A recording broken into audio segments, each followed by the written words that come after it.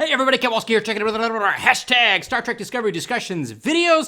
Today, of course, we are going to be talking about my full feelings and recap for Star Trek Discovery Season 3.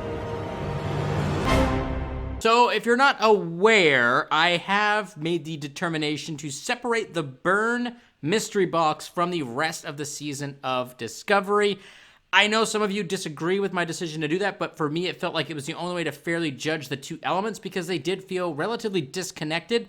I do think that was partially intentional on the creative's point to that whole thing because honestly, the majority of episodes of season 3 were focused on totally different subjects and subject matters and characters as opposed to the Burn, which was kind of just wrapped up in the last couple of episodes. So I decided to pull them apart. If you want to hear my thoughts on how the Burn may or may not was, been effective, definitely check out the video that I'll link up here in the corner. Go over there, check out the Burn stuff because this is going to be everything but the Burn. The big question, obviously, going into the third season of Discovery was, are they going to grow their beard? And obviously, the beard reference is to the construct of William T. Riker, actor Jonathan Frakes, growing out a beard, and that kind of being the signal to, most Trekkies that that's when, Star Trek The Next Generation started to be good. Again, these are all, subjective opinions and things like that nature, but that's kind of the general consensus is the growing the beard construct. When he put the beard on, the show started to get much better and then continued on to be an iconic television show.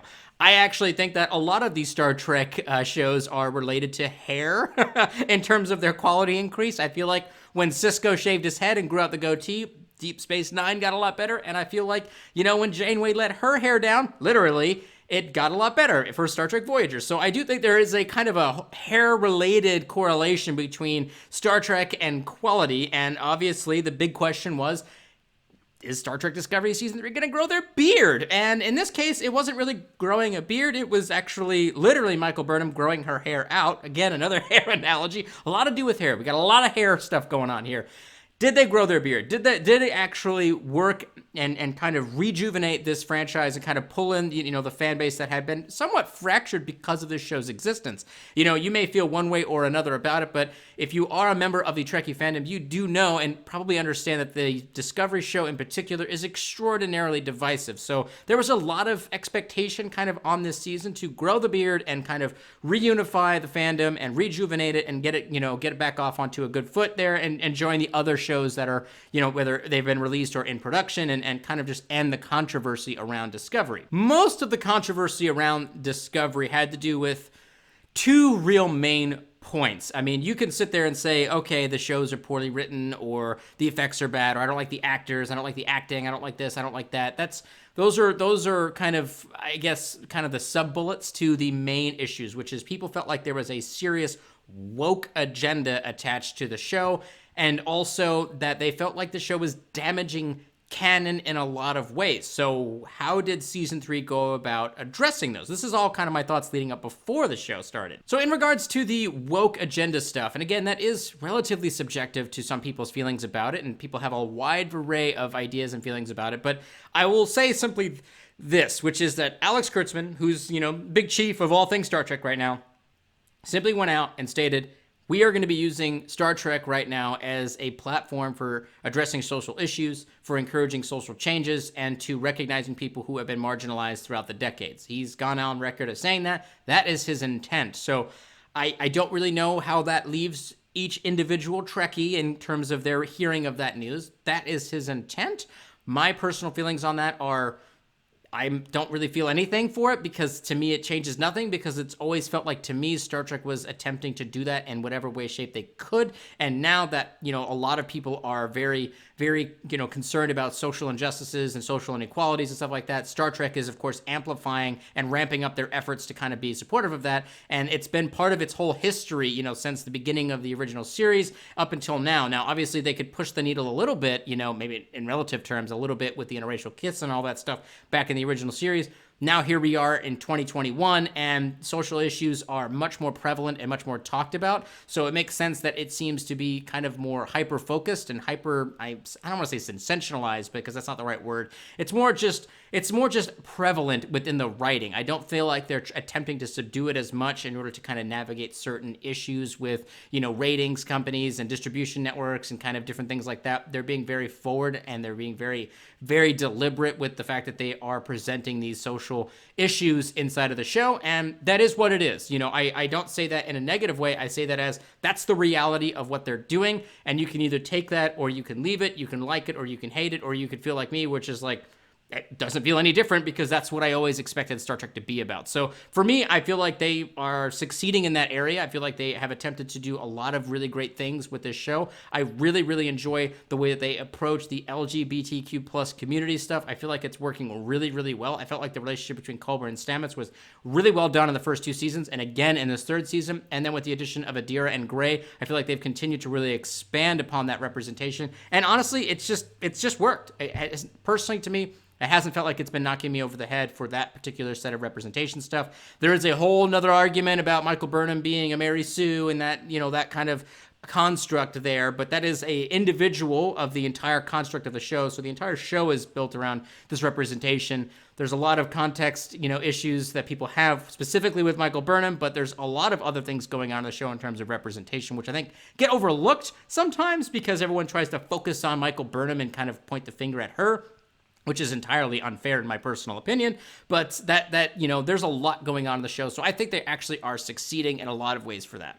The other thing, obviously, the other big thing here, which is that, is it damaging canon anymore? And honestly, the answer to that is clearly no, it's not damaging canon anymore because they drove it 1,000 years into the future, and that's just it. They're literally creating canon. Every single frame, sentence, second of the 3rd season of Discovery was generating canon and pushing the boundaries of the Star Trek universe because we had never been this far in the future before, and we've never seen what happens in the future, and literally everything is creating the canon. Now, the only things that can hurt it is people damaging it, which hopefully they don't actually do, maybe in the 4th season, I don't know.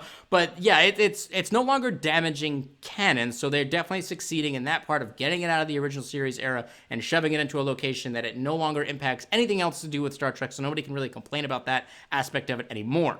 This does, of course, now beg the question. Now, if they tackled the 2 biggest complaints against Star Trek Discovery, does that mean that the show has officially grown its beard, so to speak? And I would say that the answer is likely yes. I felt like the show did, in fact, grow its beard. I felt like they really, really embraced central themes of the season that didn't involve a mega super mystery box thing that was going to destroy the entire universe. I feel like the fact that we arrived in the future and the, you know, inciting event had already occurred. The universe already lost, and all it was Discovery was attempting to figure out the mystery of what had happened. It reduced the stress level of the season and allowed it to really focus on the stress of the characters and the drama between them, but not in a drama fighting way, but in a drama of we're these fish out of water characters and we don't really know what's going on and we're trying to kind of be connected. And that's really the theme of the entire season. And that's why I feel like the season itself worked very well because thematically it was all very, very connected. The idea that the Discovery crew needed to connect with themselves, but they felt also isolated. That the Federation needed to reconnect with all of its member worlds, but felt isolated. Earth felt the same way. Navarre felt the same way. All of these different couriers felt the same way. All of these individual people felt disconnected from everybody else, but wanting and longing for a connection. And then, of course, we find out at the end, Su'Kal himself, the individual responsible for the burn, was wanting and longing for a connection, but was, of course, isolated. So the theme of the entire season being about connections and being about together and being supportive of one another, I think really, really, really worked. I felt like they stuck to that very, very well. There was obviously, you know, some episodes that worked a little bit better for that theme than others, which is totally fine. I mean, in a 13-episode season, some things are going to be really good and some things aren't going to be really good. That's perfectly fine.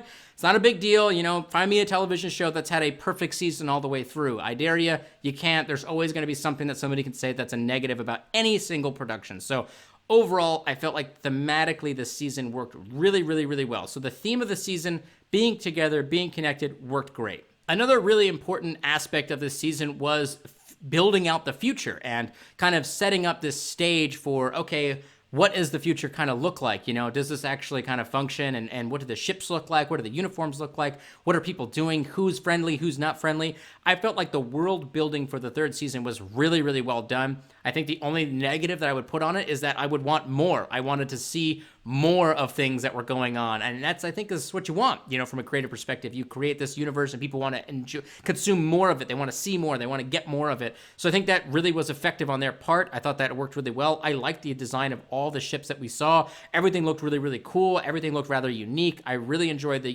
like future Voyager and stuff like that, but even the Earth Defense Force fleet looked really, really cool. I liked their uniforms and how they were kind of like an expansion of Starfleet uniforms, but with a twist and stuff like that. I thought it was great. I really did enjoy them building out this world with the Courier Network program and these different warlords and it kind of being the seedy underbelly and kind of really fleshing out what would happen if these different things would happen there. And I like the fact that they actually did the unification of the Romulans and the Vulcans. And even though that was a little bit, still testy, I'd love to see more of that. I want to see and understand what's going on there and to give more of that. So I think in terms of world building, it was extraordinarily effective. So for the third season, that gives us, they conquered their two biggest complaints. They have successfully set and established and reinforced a tone for the entire season. And they've successfully created this new world that they were able to create, this new sandbox that the Discovery was able to kind of go and play in. So that for me leaves really just the last aspect of it, which is the characters. Now, the characters and the crew that we have come to know and love from the last two seasons, we know them very well, but now they're all experiencing something rather new and rather different, and they're all kind of doing different bits of changes here. They've changed a lot from the first season. If you go back and watch the way Stamets or Tilly or even Burnham acted in the first season to where they are now, they're wildly different. I need to buy a new chair. That's the problem here. I need to buy a new chair. Now, I do think that the Tilly stuff was a little bit more jarring than other things. I know a lot of people didn't like the fact that I kind of criticized the decision to make her the acting XO, even though that kind of didn't really work out at all. I don't know if that was intentional or not. It's still unclear, and it's also unclear if she's still going to be the XO of the Discovery. That was kind of the largest character change moment. I felt like that was a bit odd to me. Michael Burnham, of course, did get a bit of a hard turn in terms of her wanting to leave Starfleet to suddenly being like, I'm ready for the captain's chair, let's do it. We could go all day about that, stuff like that. It's definitely condensed down. I definitely felt like there was significant re-edits throughout the season that may have caused those character changes to feel a little bit more rushed than they should have been, but we did get them. And overall, though, I felt like we got to invest a lot in our characters and our bridge crew inside of, all the background actors. We really got to experience a lot of the characters, and I would say probably the most standout character this season for me was Culber. He definitely embraced this new role as being kind of like the ship's spiritual counselor, kind of supportive role of therapist and stuff like that. I really enjoyed the way that he portrayed the character of Culber this season. The first season, he was much more medical doctor. The second season, he was coming to terms with the fact that he just came back from the dead. And this one, he has really come into his own and kind of just, really started to knock it out of the park. Every scene that he was in, I really, really enjoyed. I thought that he was really knocking it out. And really, I wanted him in every episode. But he wasn't, unfortunately. But I really wanted him in every episode because he felt like a really great guiding, calming voice to a lot of really, really super stressful situations that some of our other characters were going through. And I really thought that was great. I felt like they're really writing his character much better than they were in the past, and he's really kind of bringing this character to life in different ways, and I felt like he was kind of the standout character from the previous Discovery crew. Of course, we did get a lot of new characters in this sign of season. The Dadmiral, I feel like, is probably my personal favorite, just because, I love Odette Fair's, I think that's how you say his name. I love his presentation and his acting skill, and he just commands every scene that he's in. I love that guy. He's so amazing. But I will have to give mega props over to the character of Booker. He has done an amazing job. I think the character was a natural fit. I love every time him and Michael are on scene together, because we get to see her portray more than just the sadness emotion, which I don't know why they continue to do that. Michael has a wide range of emotions. Sonequa Martin Green is a fantastic actress, and it clearly comes out every time it's her and Book on screen together, and they're having their little banters and stuff like that. They have a lot of chemistry, I felt, and I really enjoyed his character being added into it. It felt like a very Han Solo-esque swashbuckler kind of character, and it didn't feel too corny or kind of over the top. It was just perfect. It was played really, really well. Very, very believable. He's got these cool mutant powers. We don't really know too much about him, but that's okay. We don't need to put him in a box just yet because we haven't quite defined it, and they want him to do different things in the future. I get it. I'm not stressed about that at all. It is what it is. but I do really like his character. Obviously, Adira and Gray are another really great character addition to the show. We had a couple of other minor characters, some of them that didn't make it to the rest of the season. Adira had some really great sequences with Stamets. Their sequences with him were really probably some of the best ones in terms of character interactions outside of the Michael Burnham and Booker type kind of conversations. So I really enjoyed her character being added in there. But sorry, Book definitely kind of inched his way above all the other new characters. Obviously we had a lot of other great characters kind of show up. We had some fun hologram characters. We had Cronenberg show up. We had a lot of really great characters, and they didn't feel to the point where it was bloated. I felt like it was very appropriate, and I didn't feel like it was, it was kind of, sidetracking any of the other Bridge Crew characters. I think at some points it kind of felt like there was a lot of things moving on, but honestly, as a second rewatch of the season that I just did, that kind of felt less. I think it's because I knew how it ended and I understood the flow of everything. Watching it all the way through again, it didn't feel as busy or as messy as it did the first watch through, especially since you could binge the whole thing, which is what I did. Honestly, it felt much more cohesive than I remember it being when we originally watched it during the 23 weeks of Star Trek. Okay, guys and gals, so that does wrap up kind of my big overall thoughts on side of Discovery Season 3. Some of the bigger negatives of it are obviously do include some plot hole things, and I said earlier, find me a series of television or a movie that doesn't have plot hole issues. You really just can't. It doesn't exist. Someone could always pick apart something, even as something as great as Avengers Endgame. I've seen people criticizing that. I've seen people criticizing the way that Rosario Dawson played Ahsoka Tano in The Mandalorian, even though most people would think that would be insane. But I've seen videos about it. People just want to be negative, or whatever. There's always something negative somebody can say about something. So nothing is perfect. It's all right that there were some plot holes with this. Honestly, that's why I wanted to separate, though, this season from the burn, because the burn itself, I felt like there was a lot of issues there, and I already did a video all about that.